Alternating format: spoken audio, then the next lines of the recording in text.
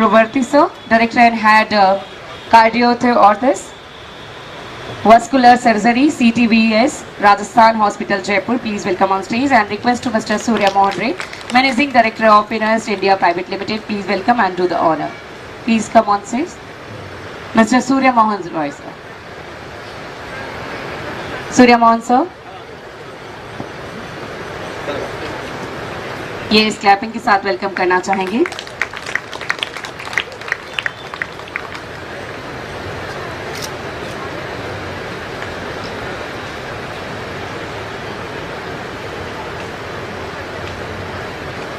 Thank you so much sir. Doctor Amit Chakraborty sir, please welcome on stage. Director neurosurgery Rukmani Birla hospital, please welcome. और आपके honour के लिए मैं request करूंगी मिस्टर अनु बनर्जी से, administrative officer forest government of Rajasthan, please welcome on stage and do the honour. मेरी request है आपसे, अनु बनर्जी सर.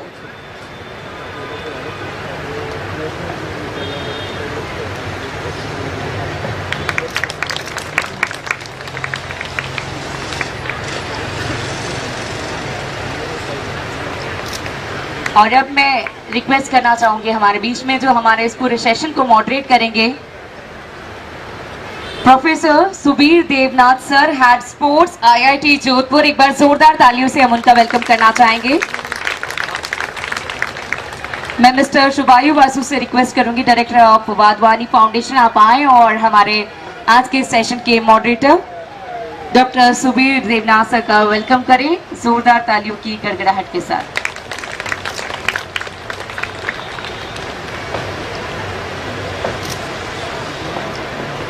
मैं अतुल जी से रिक्वेस्ट करूंगी कि डॉक्टर संजीव सर को बेंच पे ना के उन्हें ऑनर करें.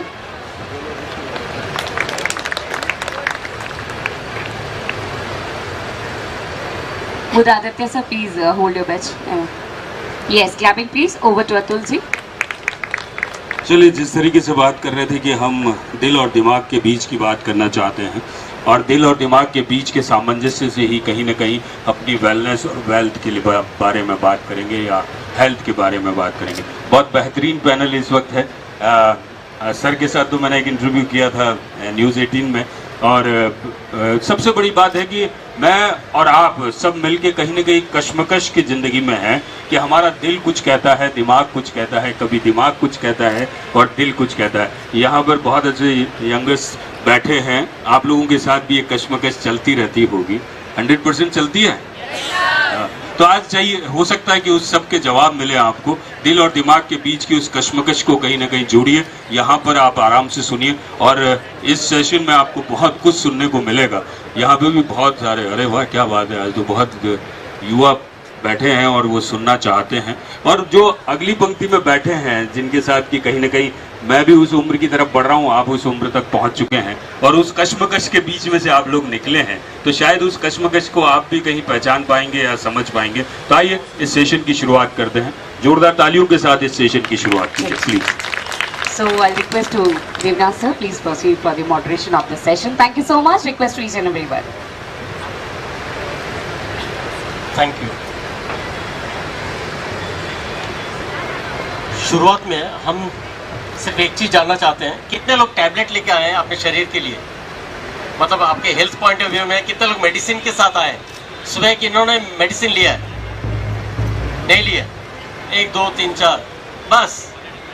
इसका मतलब है आप लोग वास्तव में फिट है, राइट. सो हेल्थ, जब हम हेल्थ के बारे में बात करते हैं, हम लोग देखते हैं कि हाइट अच्छा है तो ही इज हेल्दी. किसी को शॉर्ट हाइट देखते हैं तो शायद नहीं, हेल्दी, फिट नहीं है, ऐसे अजम्पशंस है. पर WHO का जो डेफिनेशन है, आई थिंक 5th-6th स्टैंडर्ड में पढ़ाया जाता है हेल्थ के परिभाषा, जिसमें शारीरिक, मानसिक, स्पिरिचुअल देन इमोशनल हेल्थ होना अनिवार्य है. तो ये सारे के जो एक संगठित रूप में जब हम लोग बात करते हैं, तब इससे बेहतर, मेरे से बेहतर शायद डॉक्टर संजीव रॉय सर को मैं रिक्वेस्ट करता हूं कि कैसे हम इस हार्ड दुनिया में, जहाँ पे हम लोग ज़्यादा व्यस्त रहते हैं, बहुत ज़्यादा डिसीशंस लेना पड़ता है, उसमें हम लोग अपने हार्ट को और अपने हेल्थ को कैसे मैनेज कर पाएँ, उसके बारे में सर आप एक बार इसमें प्रकाश डालें. Thank you.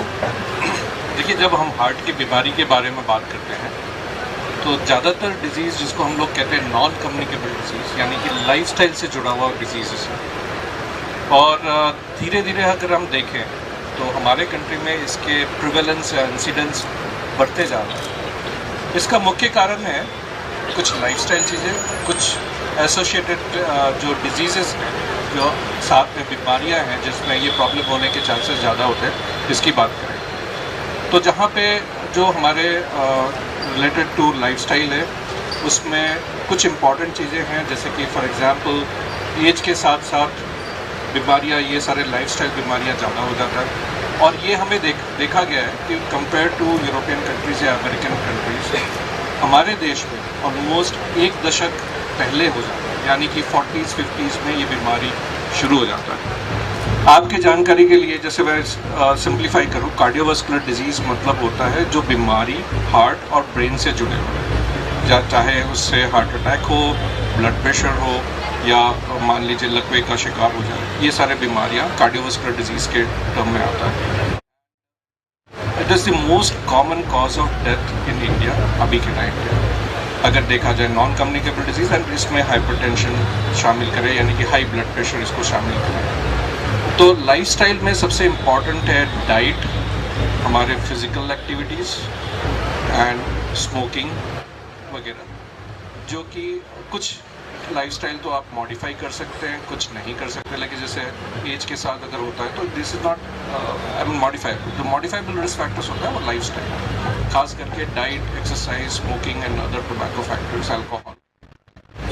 और एसोसिएटेड डिजीज़ में diabetes, blood pressure, high cholesterol होना, ये सारे रिस्क फैक्टर्स हैं। और इसमें अगर देखा जाए तो साथ साथ लाइफस्टाइल के साथ डायबिटीज़ की संख्या में भी और blood pressure, high blood pressure की बीमारी की संख्याओं में भी काफ़ी वृद्धि है, यानी कि 2025 तक प्रोजेक्टेड है कि India will be the country with the largest number of cases for diabetes and high blood pressure. तो अगर हम इस पूरे चीज़ को देखें तो ग्रेजुअली हमारे इंसिडेंसेस बढ़ते जा रहे हैं और हमें अब से I mean right from school going age kid से अपने लाइफस्टाइल चेंजेस और गुड हैबिट्स को पहचानना पड़ेगा और इसी एज से शुरू कर सकते हैं, ताकि हम जब मिडिल एज में पहुंच जाए इस बीमारियों को हम कुछ हद तक रोक सकें। Thank you sir. आप लोग कितने लोग सुबह 5 बजे जगते हैं? Please raise your hand. इसके बाद 6 बजे, 7 बजे, 8 बजे, 9 बजे, इसके बाद आज संडे, तो आज कितने बजे उठेंगे हम? हम लोग का जो लाइफ है, सर ने जो बोला, सर बिल्कुल करेक्टली बोल रहे हैं। सर बोल रहे हैं कि हम लोग को क्या करना चाहिए? लाइफस्टाइल डिजीज, लाइफ का कोई स्टाइल ही नहीं है हमारा, तो डिजीज तो अनिवार्य है, वो आना ही है, क्योंकि ना हमारा खाने का टाइम है ना सोने का टाइम है। फूड ले रहे हैं तो fast food is the best food in the world, जो कि रिजेक्टेड है अभी। तो उस चीज़ को भी हम लोग डाइट के सर जिक्र किए थे। तो हम लोग जब संडे को जब उठेंगे रात, मतलब खाएंगे नहीं, ब्रेकफास्ट तो स्किप करेंगे, सो आपका लाइफस्टाइल वहाँ से बिगड़ना चालू हो जाएगा। सो आप किसी भी बड़े संस्था में देखेंगे तो वहाँ पे काउंसलर लगा के रखते हैं। काउंसलर के पास आप जाएंगे, किसी का भी अगर लाइफस्टाइल खराब है तो कोई नहीं जाएगा। तो सर ने जो बोला है, ये चीज़ आपको ध्यान में रखना चाहिए कि हार्ट और ब्रेन, इस दोनों को अगर हम लोग कोऑर्डिनेटिव वे में काम करना देना चाहते हैं तो आपका फिटनेस भी is one of the important aspect. Europe में मैं 2002 में Arnhem, it is in Holland, एक वर्ल्ड कॉन्फ्रेंस में गया था। उसमें IOC एंड WHO का पार्टिसिपेशन है। They were having a concept of called sports for all. वहाँ पे फिटनेस के क्राइटेरिया बना के रखे हैं। मैं आपको भी बता दूं, मैं ये हर मंच पे बोलता हूँ कि हमारा अगर एज कैटेगरी वाइज अगर फिटनेस नॉर्म्स है, इतना फिटनेस आपको करना पड़ेगा, then only you will get a free medical treatment, then I think half of the problem will be over. क्योंकि हमारा कभी भी हम लोग फिटनेस करते ही नहीं है। हम सोचते हैं कि टीवी अच्छा देख लिए, अच्छा सीरियल देख लिए, then we can really overcome. तो सर थोड़ा सा और हाईलाइट कीजिए कि किस तरह से लाइफस्टाइल को लोग मैनेज करें, क्योंकि I think some youth are there even. तो फिजिकल एक्टिविटीज़ जो होता है वो एज रिलेटेड, जैसे आपने फरमाया, this is again age related threshold. So अलग अलग एज में अलग अलग हम थ्रेशोल्ड मानते हैं। बच्चों को जो स्कूल गोइंग बच्चे हैं, कॉलेज गोइंग बच्चे हैं, हम ये इनकरेज करते हैं कि वो जितने से जितने फिजिकल एक्टिविटीज़ में पार्टिसिपेट करें, चाहे उनके कॉलेज स्कूल में कोई गेम्स होते हैं, which ever can they participate, and as much as that participate, that's good, rather than sitting behind the computer and reading the books. Yes, that is a part of life, but again physical activities में involve होना बहुत important है for the school going. Other than that, जैसे जैसे middle age, adolescence, middle age वगैरह old age होता है, तो that physical activity again depends on the age. But मूल तौर पे ये बताएंगे, जैसे कि आप लोग बहुत आम भाषा में जानते हैं कि 10,000 स्टेप्स तो कम से कम चलनी ही चाहिए। आज की तारीख में उसको मॉडिफाई करके 4,000 6,000 तो कर दिया गया, लेकिन ideally you should be spending at least, आप अगर एक्सरसाइज और एक्टिविटीज़ के उसमें देखें तो may be an hour of brisk walking, 45 minutes to 60 minutes of a brisk walking, which is very ideal. And beyond that, अगर आप कुछ करना चाहते हैं, yoga, meditation, jogging, running, it's most welcome.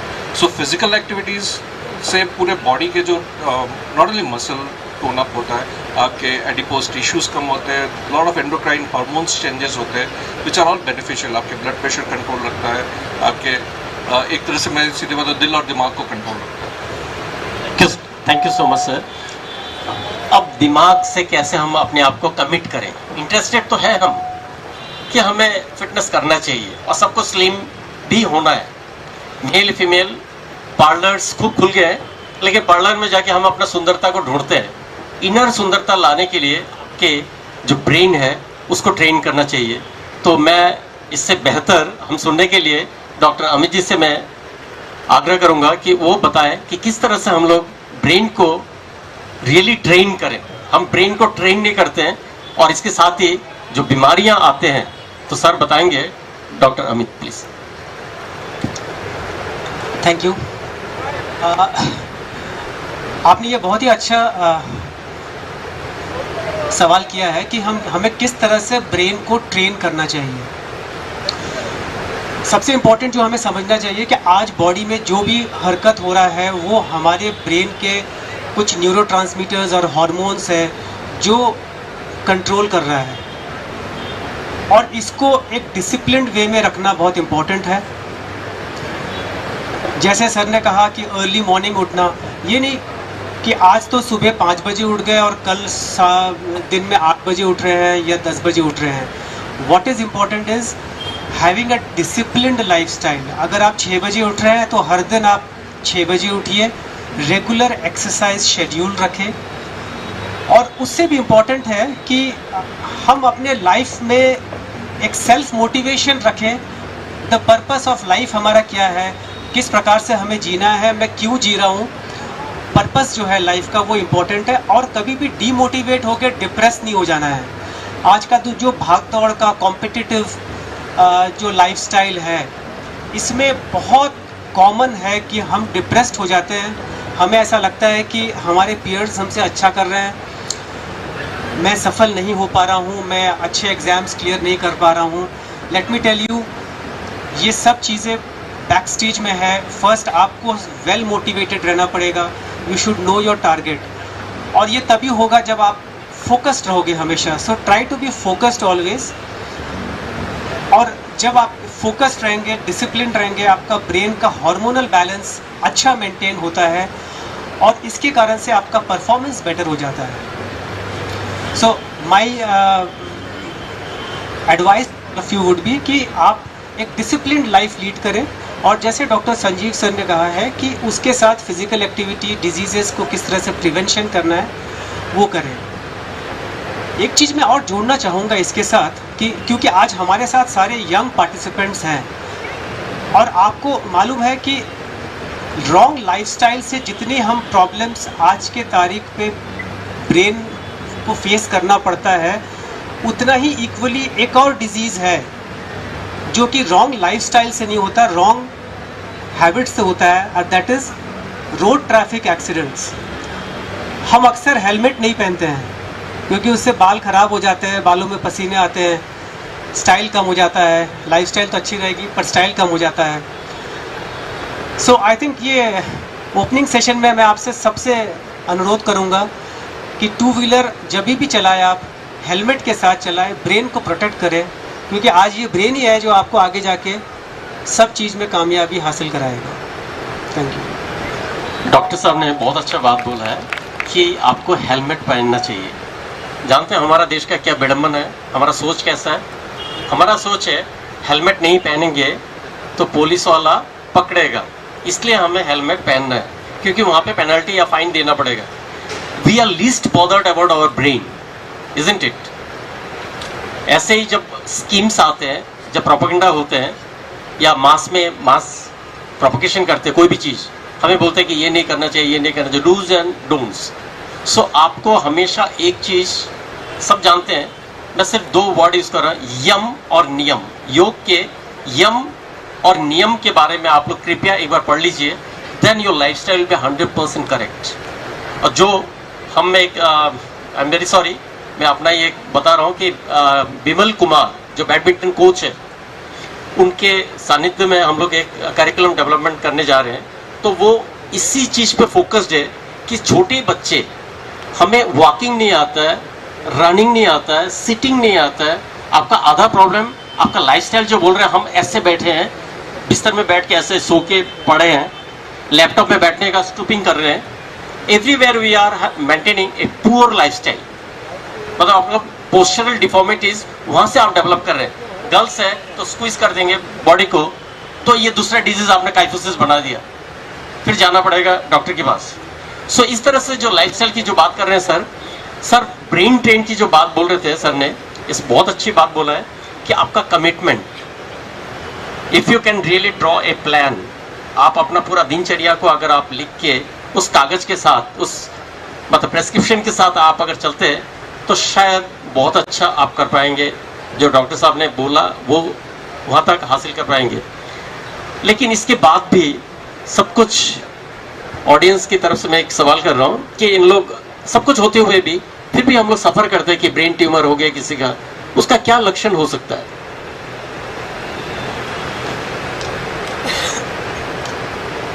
Brain tumour के बारे में हम सब ने सुना ही है ऑब्वियसली।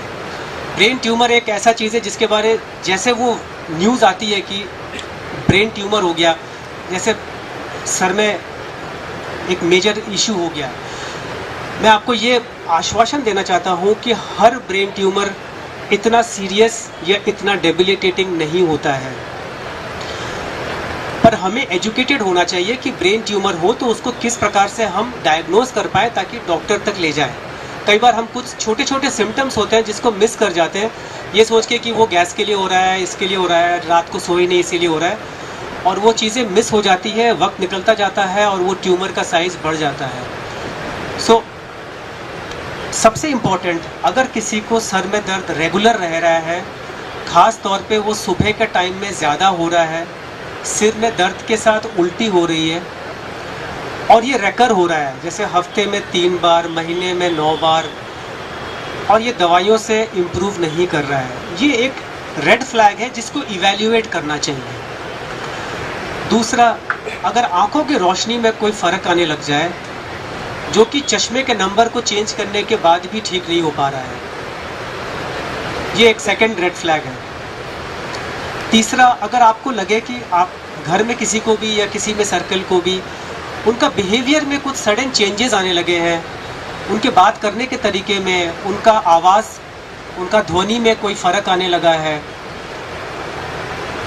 या फिर जल्दी क्रोधित होना, ये सब इंडिकेशंस है कि ज़रूरी नहीं कि ये ब्रेन ट्यूमर हो, बट ये इंडिकेशन है कि ये एक रेड फ्लैग है जिसको इवैल्यूएट करना चाहिए, न्यूरोलॉजिस्ट, न्यूरोसर्जन को दिखाना चाहिए, ताकि वो ज़रूरी जो भी जांचें हैं वो करा के वो इस निष्पक्ष में आते हैं कि किस कारण से ये सारे बिहेवियरल प्रॉब्लम्स आ रहे हैं। इसके साथ कई बार कुछ लोग कहते हैं कि हम डगमगाने लगे हैं, पहले तो हमारा बैलेंस बहुत अच्छा था, हम बैडमिंटन भी खेलते थे, सब करते थे, बट ऑफ लेटली मैं देख रहा हूँ कि मैं बहुत आसानी से गिर जा रहा हूँ, ये चप्पल हमारे पाँव के नीचे से खिसक जा रहा है विदाउट माई नॉलेज।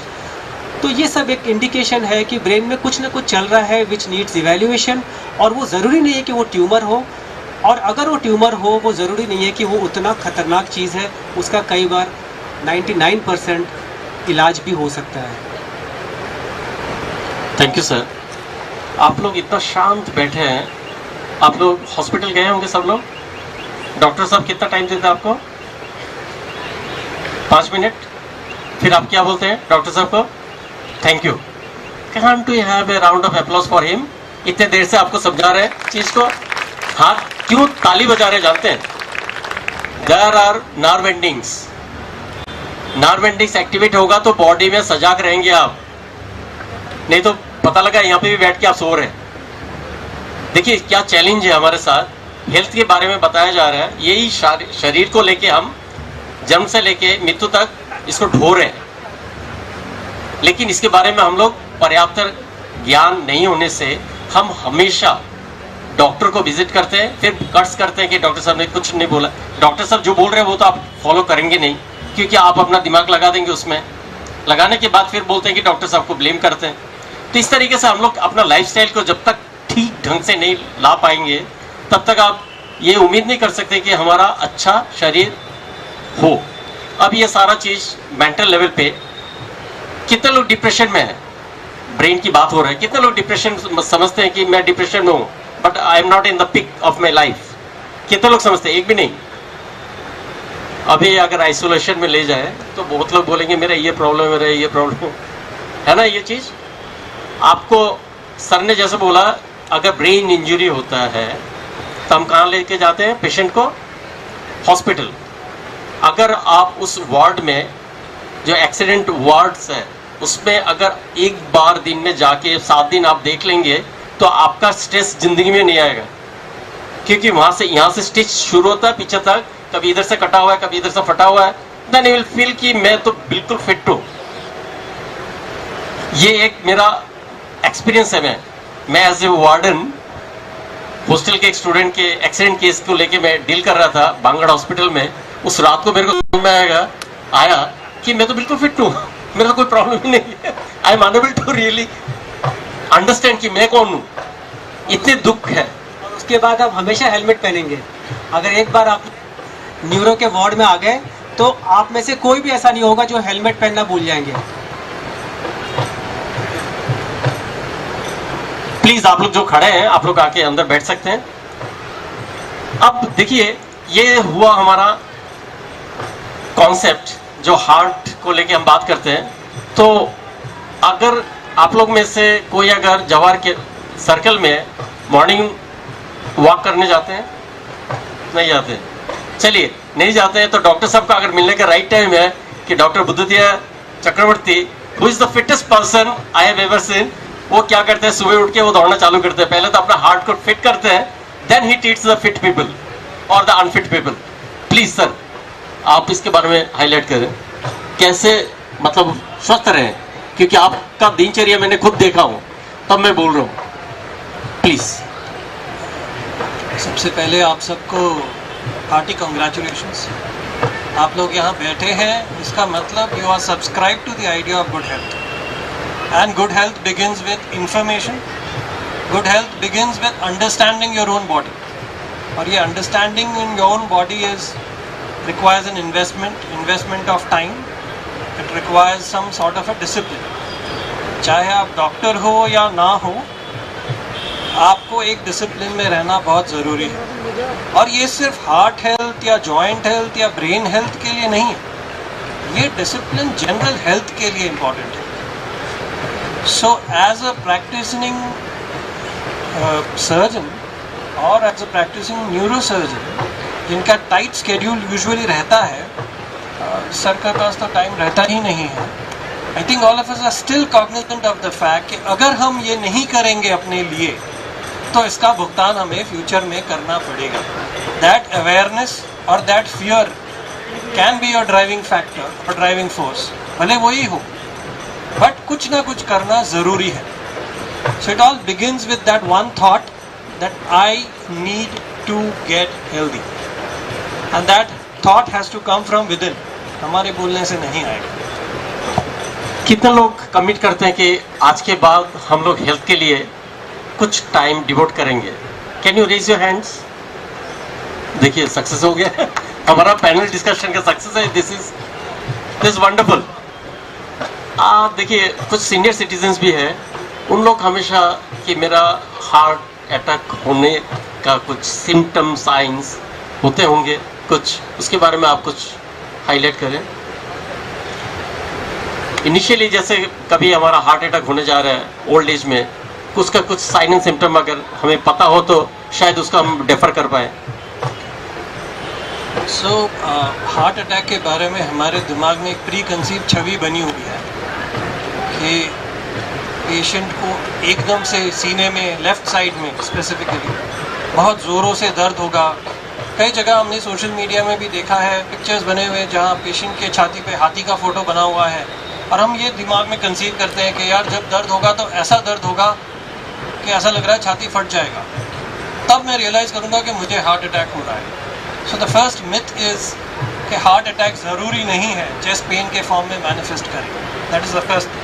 स्पेसिफिकली अगर आप डायबिटिक हैं, so diabetes can be a very challenging disease in the sense that maybe you will not have those typical symptoms जो आपने conceive करके रखा हुआ है।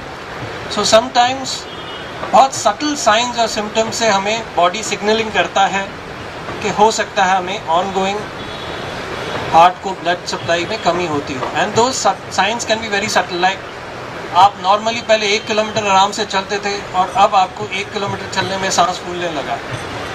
सेकंड, आपको कभी कभी एकदम से घबराहट, पसीना आना या एंजाइटी अटैक जैसे फील होता है। थर्ड, ब्रेथलेसनेस, उठते बैठते या नॉर्मल पहले आप इजीली करते थे वो करने में अभी यू फील ब्रेथलेस, या बहुत जल्दी टायर्ड हो जाना। द फन पार्ट इज कि आजकल with our current hectic schedules हम ये को मल्टीफैक्टोरियल एट्रीब्यूट्स रखते हैं। क्या यार हो सकता है स्ट्रेस ज़्यादा हो इसलिए मैं थक जाता हूँ, बट द साइनेज इज कि अगर आपके नॉर्मल जो आपका नॉर्मल है, you know what is your normal, से कोई भी डिविएशन हो रहा है and it is recurrently happening, then you have to be aware specifically after the age of maybe even 30 that you may be suffering from a cardiac problem. हमारे दिमाग में एक और कंसेप्शन बना हुआ है कि यार मैं तो अभी 40 ईयर्स का ही हूँ, मेरे को क्या हार्ट अटैक आना है। That paradigm is changing very rapidly. So आज के एरा में 30 to 40 एज ग्रुप के पेशेंट्स के बीच में we are picking up the maximum number of patients who are diabetics, people who have maximum number of patients who have hypertension and patients who have undetected cardiac disease. Very true. I think I'll just add, I mean, he very nicely described that features of heart disease. इसमें एक चीज़ और है, मतलब जहाँ पे एक side में symptoms ऐसे होते हैं जहाँ पे किसी को कोई सिम्टम्स नहीं हो, साइलेंट एमआई जो साइलेंट हार्ट अटैक कहते हैं, जो कि इन्होंने जिक्र किया और डॉक्टर बुद्धा ने कि डायबिटीज़ में ऑलमोस्ट 30 to 50% केसेस में होता है। मोस्ट ऑफ द पीपल को क्लासिकल सिम्टम्स होंगे, बट हाँ बाएं तरफ नहीं, सीने के बीचों बीच, जबड़े में भी दर्द हो सकता है, पेट के ऊपरी भाग में भी तकलीफ हो सकती है, जो आमतौर पे लोग मिसकंसीव करते हैं कि ये शायद गैस्ट्रिक प्रॉब्लम है और इसीलिए डिले हो जाता है ट्रीटमेंट में। And the only extreme and sudden death, जो कि आप लोगों ने आजकल टीवी न्यूज़ में और इसमें बहुत देखेंगे, चाहे वो एक्टर्स हो चाहे प्लेयर्स हो, सडनली एक्सरसाइज करते करते collapsed. That is also very important feature कि हार्ट अटैक के सिम्टम्स होते हैं। इसके अलावा कुछ हार्ट के मसल डिजीज़ भी होते हैं, बट कई पेशेंट्स उनमें से हार्ट अटैक के symptoms as a sudden, and that is why perhaps we all are sitting here कि आप अपने हेल्थ और लाइफस्टाइल को सुधारें, टाइमली डॉक्टर्स को विजिट करके रेगुलर चेकअप कराएं, ताकि ये सडन इवेंट्स को जो है, चाहे सडन डेथ हो चाहे हार्ट अटैक हो, इसको हम किसी तरह तो रोक सकें। सर, अगर किसी का blood pressure 115 by 47 or 50, what does it indicate at the age of 55 plus? Is it your blood pressure? Maybe. So this is a normal.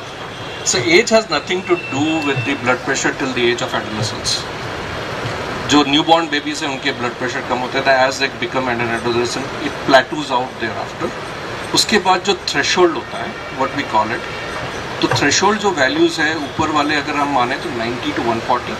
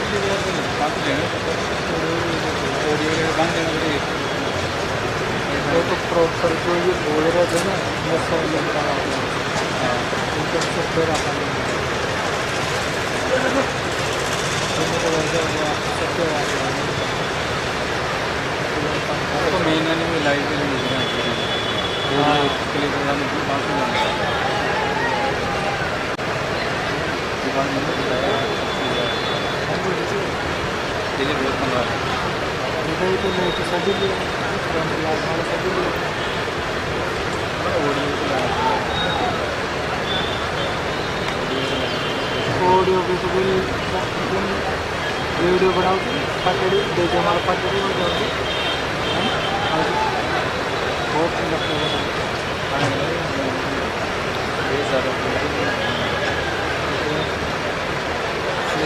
बहुत लेवल कम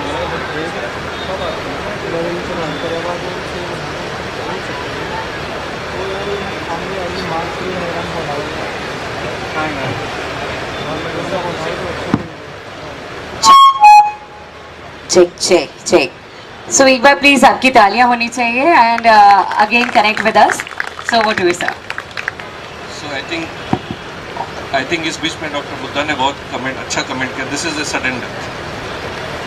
सो जो हम बात कर रहे थे कि ब्लड प्रेशर का, सो हमारे कट ऑफ जो वैल्यूज़ हैं जो हम मानते हैं, ऊपर वाला जो ब्लड प्रेशर जिसको सिस्टोलिक ब्लड प्रेशर बोलते हैं दैट इज़ 140 और नीचे वाला 90, that becomes high blood pressure जहाँ पे हम ट्रीटमेंट इनिशिएट करते हैं या लाइफस्टाइल को बहुत एग्रेसिव बनाते हैं।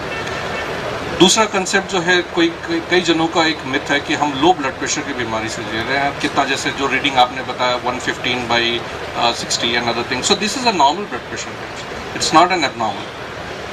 लो ब्लड प्रेशर जो हाइपोटेंशन जिसको बोलते हैं, जो ऊपर वाला ब्लड प्रेशर जो है 90 से कम हो जाता है, जहाँ पे दूसरे ऑर्गन फंक्शंस को कॉम्प्रोमाइज़ हो जाता है। जो मीन आर्टरी प्रेशर है, डायस्टोलिक और ब्लड प्रेशर के जो एक रेशियो होता है वो इतना कम हो जाता है कि दूसरे ऑर्गन को इफेक्ट करने जाता है, सर्वाइवल मुश्किल हो जाता है, बेहोश हो सकते हैं, यूरिन बंद हो सकता है, that is a different thing.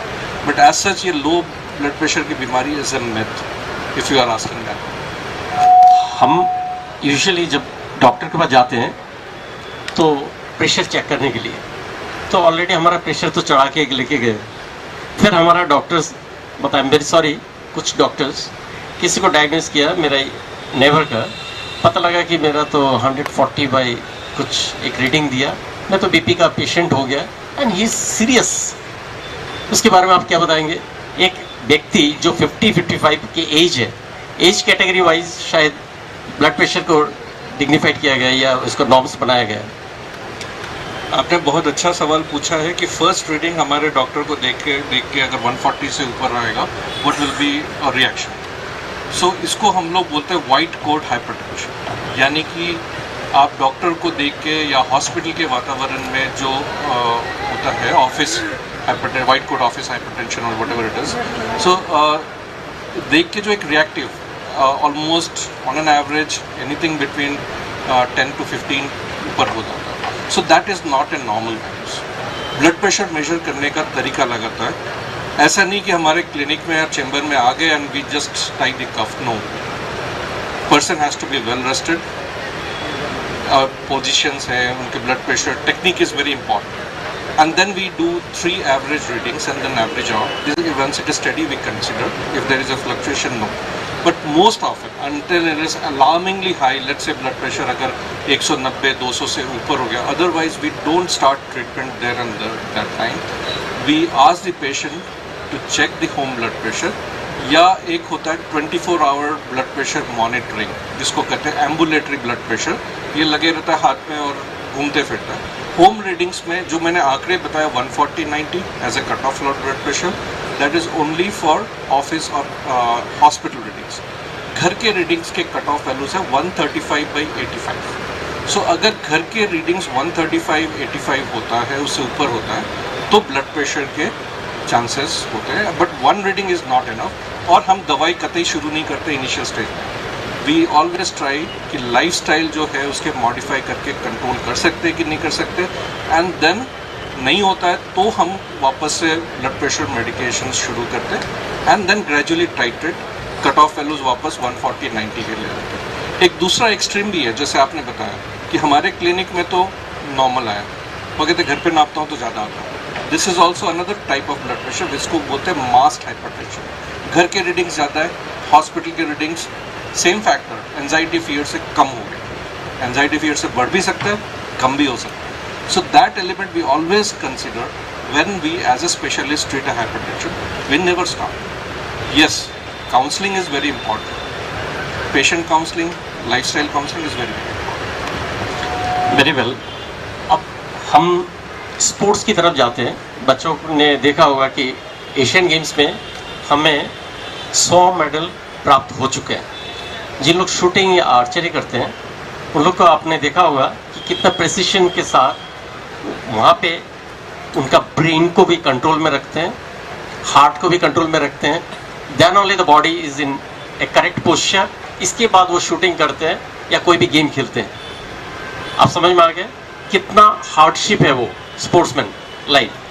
तो डॉक्टर अमित जी से मैं बोलना चाहूँगा कि किस तरह से उस जगह पे जब स्ट्रेस आ जाता है, well you are excited like they are the students, exam hall में जाते ही उनका पता लगा कि मैं तो सब कुछ पढ़ के आया था, पता लगा यहाँ सब कुछ भूल रहे हैं, how they can really overcome?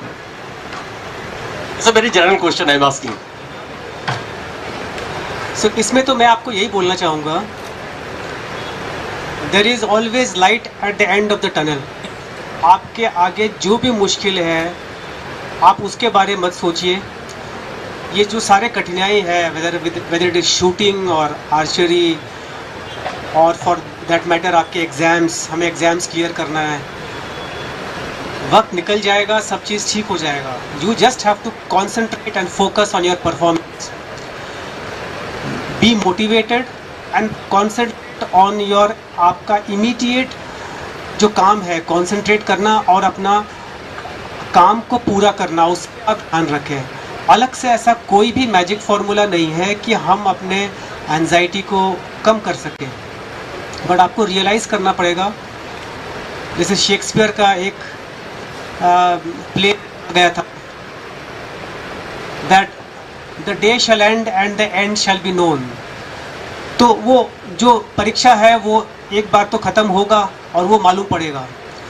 तो हमें एंड के बारे में सोचना नहीं है, हमें तो अपने जो प्रेजेंट प्रॉब्लम है उसको किस प्रकार से सॉल्व करें, उसको पॉजिटिविटी के साथ काम करें, because by overthinking you are actually decreasing your performance. Very true sir.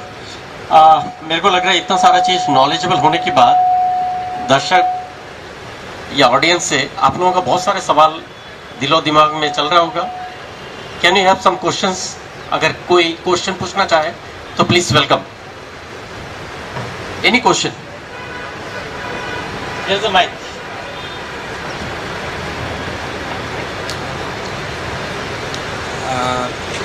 Good evening. मैंने एक चीज़ पूछना चाहता हूँ, जैसे हार्ट डिजीज़ होते हैं उसमें हमने रेगुलर टेस्ट करवाते हैं, जैसे लिपिड प्रोफाइल टेस्ट बोला जाता है, फिर आपका जो ECG बन हो जाता है, तो TMT इसी टाइप का टेस्ट होने का बावजूद भी हम देखे हैं कि लिपिड प्रोफाइल में parameters are within the limit, ECG is also coming normal, but still within a day और टू किसी आदमी को हार्ट अटैक आए हैं। तो ये क्यों होता है? मतलब lipid profile and ECG, whether these are the only test और अदर भी पैरामीटर्स भी होना चाहिए? Sir please. देखिए, जो हार्ट अटैक की बीमारी है इसको एथेरोस्क्लेरोटिक आर्टरी डिजीज कहते हैं, यानी कि जो लिपिड्स है, जो कोलेस्ट्रॉल है, ये जाके वेसल के अंदर डिपॉजिट होता है, and this is a slow growing process. Believe me, it started in the teenage, it's a ongoing process, and ऐसा नहीं ऑनगोइंग कंटिन्यूस ग्रोथ होता है। It might grow in a spurt, become static, inflammation होगा, disturb हो जाता है, sudden growth and like that. So आप जो बता रहे हैं कि कोलेस्ट्रॉल नॉर्मल है, TMT नेगेटिव है, फिर भी हार्ट अटैक हो रहा है, सो ये प्रक्रिया बिल्कुल पॉसिबल है। कैसे होता है वो मैं आपको जिक्र करता हूँ। ये जो सारे टेस्ट हैं, एक थ्रेशोल्ड है जहाँ पे आपको ब्लॉकेज उससे ज़्यादा होगा तो ही डिटेक्ट कर पाएगा। TMT के जो टेस्ट हैं, जो स्ट्रेस इको बोलते हैं, एक थ्रेशोल्ड है, उसके ऊपर ही ब्लॉकेज होगा। जैसे लेट्स से 70-80% से ज़्यादा नैरोइंग हो गया तो पता पड़ेगा, अदरवाइज ये पता नहीं पड़ेगा। यानी कि इसको हम लोग बोलते हैं सब क्लिनिकल स्टेज, मतलब ओवर्ड बीमारी होने के पहले वाला स्टेज। उसमें क्या होता है कि let's say there is a 30% block और 20% ब्लॉक। ना वहाँ पे कोलेस्ट्रॉल जो डिपॉजिट होता है इज समथिंग लाइक एक फोड़ा फुंसी हो गया, अंदर पस जमा हुआ है, इस तरह से। तो उसके अगर ऊपर सरफेस है जो बहुत थिन है, कोटिंग जो है जिसको हम एंडोथेलियल लाइनिंग बोलते हैं, बहुत थिन है, और वहाँ पे किसी प्रकार के स्ट्रेस हो या टेंशन्स हो, जहाँ पे वो इन्फ्लेमेशन हो जाए, उसमें हमारे बॉडी के हार्मोन्स ज़्यादा एक्टिवेट हो जाए, कैटेकोलामिन्स वगैरह, तो वो जो थिन सरफेस है सडनली ब्रेक हो जाता है और उसके अंदर जो कोलेस्ट्रॉल है that gets expose to the blood. The moment it gets expose to the blood, वहाँ पे एक खून का थक्का जम जाएगा जिसको क्लॉट बोलते हैं, और हार्ट आर्टरी 100% बंद हो जाएगा and that results in heart attack. So ये ज़रूरी नहीं है कि आपके ब्लॉक जो 70-80% है उसी से हार्ट अटैक होगा, जो ब्लॉक 20-30% है। इनफैक्ट पोस्टमार्टम स्टडी में देखा गया कि मोस्ट ऑफ द ब्लॉक्स जो है जहाँ पे सडन हार्ट अटैक होता है वो यही 20-30% इज बिकम कल्प्रिट, जबकि ब्लॉकेजेस जो 70-80% है उसको हम लोग बोलते हैं स्टेबल एंजाइना, जो डॉक्टर साहब ने अभी इन्फॉर्म किया कि चलते चलते आपको सीने में वजन होना, सांस फूलना, that gives you a time, but this sudden attack doesn't give you a time. इसमें प्रेडिक्शन नहीं कर सकते, इसलिए lifestyle, healthy lifestyle is very very important. Sir एक चीज़ है, ट्राइग्लिसराइड लेवल अगर किसी को बहुत ज़्यादा है, somebody has 300 प्लस हो जाते हैं, 350 प्लस हो जाते हैं, वेदर और कोलेस्ट्रॉल वगैरह नॉर्मल है, HDL, VLDL वगैरह those are normal level, how much possibility is there for heart attack if high triglyceride level is very high, though these ECG are normal, PMT is normal, pressure is also normal, उसमें कितना आपको ये आता है, alertness आते हैं? Only triglyceride level is high. See triglyceride, आपने सवाल अच्छा पूछा है। ट्राइग्लिसराइड लेवल का सबसे इम्पॉर्टेंट थिंग है कि वेदर योर लिपिड सैंपल, जो कोलेस्ट्रॉल के सैंपल है, whether it is fasting, overnight fasting और नॉट। अगर ओवरनाइट फास्टिंग के साथ बढ़ा हुआ आता है तो actually we look at the non HDL cholesterol, मतलब कोलेस्ट्रॉल के डिफरेंट टाइप्स है, this is good cholesterol, this is bad cholesterol. So non HDL मतलब HDL is a good cholesterol, जो नॉन एचडीएल मतलब all are included clubbed together as bad cholesterol. So all of them have a contribution, लेकिन सबसे ज़्यादा इसमें contribution जो है वो एलडीएल कोलेस्ट्रॉल का है, जो कि मोस्ट इम्पॉर्टेंट। जहाँ तक रहा ट्राइग्लिसराइड का, अपार्ट फ्रॉम बहुत सारे फूड के अलावा भी, जैसे मान लीजिए थायराइड है, अनकंट्रोल्ड डायबिटीज़ है, all of them contribute to that. इसका डायरेक्टली हमें इम्पैक्ट अगर नॉन एचडीएल ओवरऑल बढ़ा हुआ होता है तो हम लोग उसको ट्रीट करने की कोशिश करते हैं, otherwise anything between 200-250 we don't just jump. Once it crosses the value of 400 and 450, this is the threshold जहाँ पे पैंक्रियाटाइटिस होता है, which is a lethal disease, जो बॉडी में जहाँ पे इंसुलिन बनता है, जहाँ पे बहुत सारे डाइजेस्टिव एंजाइम, एक पैंक्रियास करके ग्लैंड है very close to the liver, and this gland साबुन के तरफ पिघल जाता है, this is called pancreatitis and this is a life threatening disease. So हमारे ट्राइग्लिसराइड जो थ्रेशोल्ड 400-450 क्रॉस करता है, जो ट्रीटमेंट तब शुरू करते हैं, that is to prevent that pancreatitis. Otherwise to prevent atherosclerotic disease, जो हार्ट की ब्लॉकेज के लिए, we don't look at triglyceride alone, but although it is one of the components of non-HDL cholesterol which can contribute to that, but alone per se it may not. It is more a risk factor for above 400-450 as a pancreatitis. I think he'll add this. Yeah, I'll just continue adding a couple of points to the question you asked. So अगर हम vessel की anatomy को समझें, vessel मतलब हमारी जो blood supply है heart की, वो कोरोनरी आर्टरी द्वारा होती है। आर्टरी वो धमनी है जो लाल खून लेके जाता है और हार्ट के मसल्स को ब्लड सप्लाई करता है। There is something very unique about this coronary artery, यानी ये आर्टरी की बहुत खासियत है। इट कैन डायलेट, मतलब it can increase in its size and thereby increase the blood supply at different points of time. For example, अगर आप बैठे हुए हैं, आपके ब्लड को एक्स अमाउंट ऑफ ब्लड चाहिए, अभी सडनली आप दौड़ने लगते हैं तो आपके मसल्स का ब्लड रिक्वायरमेंट बढ़ जाता है, and the artery has the capacitance to dilate, मतलब उसको फूलने की क्षमता है to up to 7 to 8 times its normal baseline। समझ रहे हो? कुछ पेशेंट्स में ये जो आर्टरी का फूलने की क्षमता है ना, ये बहुत ज़्यादा होती है, And a lot of times these patients can get what is known as medical terms with spastic angina. Usually it is triggered on by stress या sympathetic activity, जिसमें हमारे hormones बहुत ज़्यादा body में stress से secrete होते हैं. उससे हमारे ये जो blood vessels की सिकुड़ने की क्षमता है ये excess में हो जाती है. And sometimes these artery can go into spasm and cause heart attack or angina. इसको हम medical भाषा में Prinzmetal angina बोलते हैं. That is one category जो डॉक्टर साहब ने बताया. उसके अलावा second thing and very common in young patients is dehydration. आप समझ रहे हैं कि the initiation of the whole disease is in formation of a blood clot or a thrombus. और ये blood clot कहाँ बनता है? आपके घर में दीवार लगी हुई है, कहीं पे चूना उखड़ गया, it is like आर्टरी के अंदर की जो दीवार है वहाँ पे कहीं पे प्लाक जमा हो गया. That is the nidus, that is the point जहाँ पे ब्लड क्लॉट आके चिपकता है. और ये ब्लड क्लॉट बनता कैसे है? One very common reason of forming blood clots is when you are dehydrated. बहुत बार आपने सुना होगा यंग पेशेंट, धूप में हम जा रहे थे, चढ़ाई कर रहे थे, अचानक से चक्कर आ गया, गिर गए, ब्लड प्रेशर फॉल हो गया, जाके देखा हार्ट अटैक आ गया. So lot of times when we open those arteries या डॉक्टर साहब open those arteries, what he finds is कि there is a lot of thrombus और clot which is developed inside the artery. So it is not necessary कि ये वो atherosclerosis vessel ही हो जिसमें ये प्रॉब्लम हो सकता है. अगर आपका आर्टरी स्पाज्म में चले जाए और उसमें ब्लड क्लॉट डेवलप हो जाए या कहीं पे एक छोटा सा प्लाक रप्चर हो जाए और उस पर आके ब्लड क्लॉट जमा हो जाए, then to a patient can have a sudden acute attack without having premonitory symptoms. Thank you. It's a wonderful explanation I think. और कोई एक last question from the audience side? If not then is there? देखिए, doctor साहब ने बोला है कि अगर आप डिहाइड्रेशन है,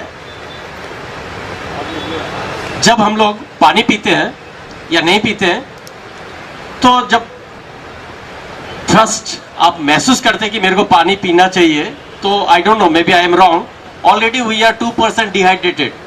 बॉडी ऑलरेडी डिहाइड्रेशन स्टेज में हम पहुंच चुके हैं. अगर सफिशिएंट अमाउंट ऑफ वाटर अगर आप नहीं ले रहे हैं, 3 से 5 litre of water, I think every day we are suffering from a lot of diseases. Over to next question, please. Mr. Mishra, please.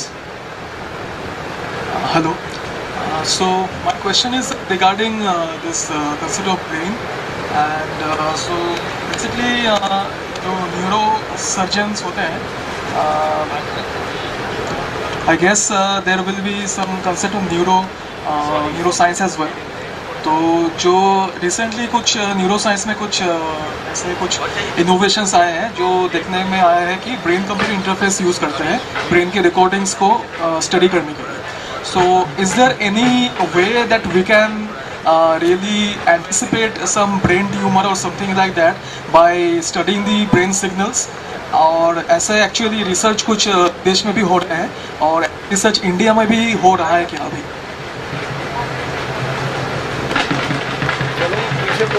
Definitely ये जो ब्रेन के साथ जो इंटरफेस का बात कर रहे हैं और उस चीज़ का applicability to find out the genesis of some tumour, इसका रिसर्च अभी बहुत ही प्रिमिटिव स्टेज में चल रहा है. और इंडिया में हमारे पास उस लेवल का R&D लैब्स नहीं है जो हो रहा है. But yes, there are centres in Stockholm Sweden में, there are centres in US जहाँ पे ये इंटरफेस को लेके बहुत काम चल रहा है. क्योंकि आज ब्रेन में जो भी हमारा नेटवर्किंग चल रहा है, it is based on electrochemical impulses. और जहाँ पे भी इलेक्ट्रोकेमिकल इम्पल्सेस जनरेट होता है, वहाँ पे हम उस इम्पल्स को इलेक्ट्रोमैग्नेटिक वेव फॉर्म में कन्वर्ट करके, इंटरफेस करके हम उसके एप्लीकेशन इसमें ला सकते हैं कि नॉर्मल में ये वेव फॉर्म था और अब ये वेव फॉर्म आ रहा है. And after doing millions of study on that, we can understand that this is a warning signal कि प्रोबेबली ये स्ट्रोक होने के चांसेस है, ये प्रोबेबली ये कोई ट्यूमर होने के चांसेस है. बट आई थिंक हम उस चीज़ में अभी बहुत पीछे हैं अभी. And to the best of my guess, I think another for its spreadability, Yes, it's a nice question. Thank you. Thank you audience. ये जो जितना सारा ब्रेन के लिए जब हम बात करते हैं, देखिए मैं भी क्वेश्चन करने बैठे हैं, 3 ऐसे डॉक्टर के सामने में बैठा हूं जिनको सवाल करने का मेरा कोई हक नहीं है, but you have to control your nerves, यही हम लोग बोलते हैं। But one thing minded, you have to train your brain. पढ़ रहे हैं, पढ़ने के बाद हम इंटरव्यू देने जाएंगे, वहाँ पे आपका बिहेवियर चेंज हो जाएगा। आप एग्जाम देते हैं, वाइवा देते हैं, वहाँ पे आपका बिहेवियर चेंज हो जाता है। So that you have to train. अगर आप ब्रेन को ट्रेन कर लिए, then you are the most success in this world. So I think, और कुछ बोलना चाहेंगे डॉक्टर साहब? So shall we end the session? I think बहुत बड़ा टाइम दिया है आप लोगों ने। एक बहुत a huge round of applause for all the 3 doctors, please. And over to madam. Thank you so much sir. So एक बार हमारे पूरे पैनल के लिए अच्छी सी क्लैपिंग होनी चाहिए। और मैं नरेशन सर, मुकेश मिश्रा जी, अगर दोनों में से कोई भी मेरी आवाज़ सुन रहे हैं तो मैं रिक्वेस्ट करना चाहूँगी कि वो स्टेज पर आएँ और हमारे इस पैनल को फेलिसिटेट करें आप सभी के बीच में। और इसके बाद रवि सर से रिक्वेस्ट करूँगी। Ravi sir please welcome on stage. Hope so आज हमने बहुत सारी चीज़ें लर्न की होंगी। सो मैं सबसे पहले आपसे रिक्वेस्ट करूंगी कि हमारे panelist doctor Sanjeev Roy sir को फेलिसिटेट करें। Director and chairman cardiac science, आप उन्हें ऑनर करें इस मोमेंट के साथ। Memento please. और हम सब क्लैपिंग से उनका थैंक्स विश करना चाहेंगे कि आज उन्होंने हमें ज्वाइन किया